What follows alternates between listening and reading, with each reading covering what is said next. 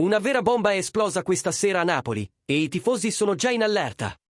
Siamo tornati con un altro aggiornamento emozionante e promettente, che porta buone notizie non solo per il presente, ma anche per il futuro della nostra amata Napoli. Prima di svelare tutti i dettagli sul nuovo gioiello del calcio italiano che vestirà, anche se indirettamente, la maglia azzurra, lo sai già, metti mi piace, iscriviti al canale e attiva il campanellino, perché qui puoi seguire tutti i movimenti, dai grandi campioni ai talenti emergenti che potrebbero brillare per anni nel nostro club. Il nome di turno è Emanuele Rao, nato il 28 marzo 2006 e ufficialmente giocatore del Napoli.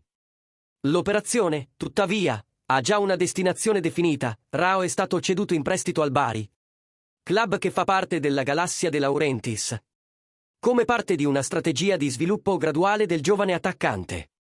In un comunicato ufficiale, il Bari ha confermato di aver acquisito i diritti di utilizzo del giocatore in prestito e che Rao si è già presentato al tecnico Caserta nel centro di allenamento di Roccaraso, dove inizia a scrivere il suo nuovo capitolo.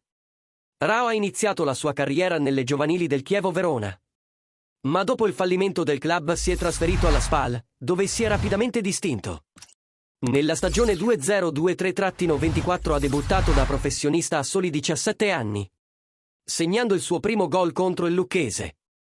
Nonostante la giovane età, ha già collezionato 67 partite da professionista, con 6 gol e 3 assist, oltre ad essere un punto fermo della nazionale Under 19 italiana.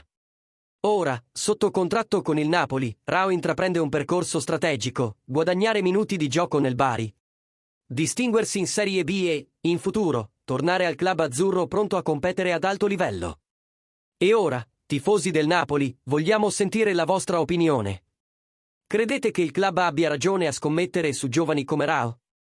Pensate che questa politica di formazione interna dei talenti possa dare i suoi frutti nei prossimi anni?